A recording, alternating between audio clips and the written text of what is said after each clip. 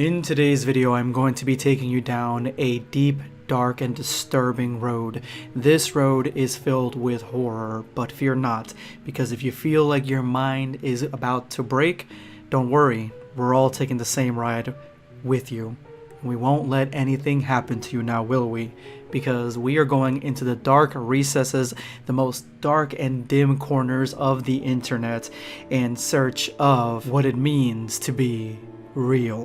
What is up, Black Squad? Blackscape here, your host, and today I have something that is not only unique to the Dragon Ball community, but unique to Dragon Ball videos as well. We don't talk enough about horror in the Dragon Ball genre.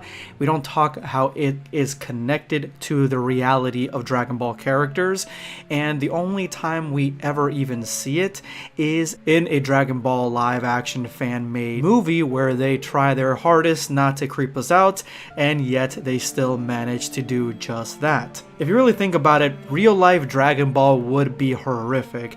Making these characters that are cute and cuddly or even just downright cool looking in the anime, bringing them to life or being sucked into their world where you are walking around with beings that can not only destroy stars but can also eat you with their tail. These things are enough to overwhelm your senses and your mind, and yet we don't really think about it that way because Dragon Ball live action has never really delved into something as sinister as what Dabura actually would look like if he was real. So today I have the great pleasure in being able to showcase to you guys the art by Ro Sun Hoon, a Dragon Ball artist that works in a different caliber to most, where most either try to redo the characters in their own style, try to make the characters look like animation styles long past, or make them look like Shintani, or just go into thirst mode. Ro actually decides to make the Dragon Ball characters that we fear the most in the show as realistic as possible, but this is not the only thing that he makes realistic. In his gallery you find the bizarre, the strange, the hyper-realistic, things that would only shake your faith in humanity if you had any more faith in humanity. I mean, who really needed to see Mario and Luigi live action in what they would look like if they were drawn or made to scale? Nobody needed to see that.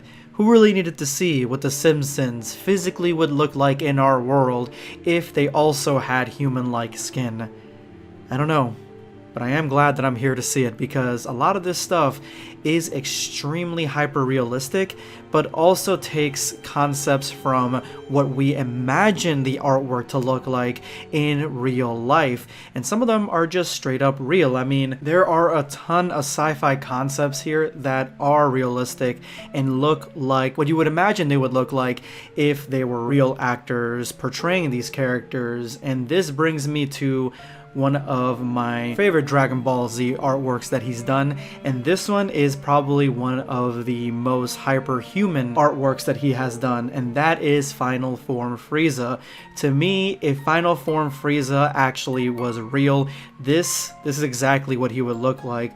Obviously, far more masculine than what some of you may imagine, but at the same time, something so sinister about the eyes portraying bright yellow, something so sinister with the lines going across his face, and it just meshes extremely well with the third form that is drawn to a more diabolical level than this one is. Honestly, I'm going to start off by showcasing some of the ones that look the most normal to the ones that look the most grotesque, leaving with the most horrific one. Because as we transfer over to third form Frieza, it is fitting that he looks like Alien, because third form Frieza was actually modeled, or at least that is what it's been said, that he has been referenced from the Alien in the Alien movies. So this is a far more alien, more murderous, more savage looking, and definitely more alien looking Frieza than we've ever seen him before. This thing looks like it can barely speak, and I definitely can't hear any of the actors who play Frieza speaking through these grated teeth. This is really hyper realistic, but it also shows a really cool sense of anatomy coming from the anime into real life. I definitely like this one a lot. And that leads us to first form, Cell or Imperfect Cell, this guy is actually extremely sad. Yes, he is really hyper realistic, looks exactly like a praying mantis, and honestly, this is more likely what this character looks like. He's a giant bug, and I would imagine that even the final form has a normal human looking face, but everything else is grotesquely bug-like. That is just gets right underneath your skin. But something about his face makes me feel sad for him. There's a somberness to this. It's a sad eyebrow, sad eyes. Everything in the facial features for me is extremely solemn. Following up, now we get into the sadistic. We get into the horror. Dabura. Dabura is a character that is literally the Dragon Ball Z devil. It's a character that I wish to see more of in the future of Dragon Ball, or at least the demon race. This demon is one of my favorite characters and one of the best designs in Dragon Ball Z, and Ro does not disappoint when creating him in a hyper-realistic range. This is essentially the devil with the Majin mark, still under control of Babidi, but there's something that comes from his skin, his pink skin that is very human looking, but there are veins crisscrossing right underneath with tiny little red horns on top that give you a sense that this guy would just as well try to eat you than turn you into stone. And I'm just a fan of the full outfit. Again, Dabura has one of the best designs for a character in Dragon Ball, and the way the cape sits on him, where it's almost like a shawl that goes underneath his arms, is just such a cooler way to showcase a live action cape than if you just ported over the anime cape into this CG monstrosity that will haunt your dreams forever. Now, if you made it to this point of the video, you are going to be getting one of the most horrific artworks that he's done to date. And this one isn't horrific because it is grotesque or it makes you upset. It gives you the EVGBs, it gives you the goosebumps. No, this one is horrific because she's not real. Android 18. Now, obviously you make Android 18 into anything, or you bring her out into anything, I'm going to be a big fan because I'm a huge fan of Android 18. And physically, this character representation is pretty on the nose for me.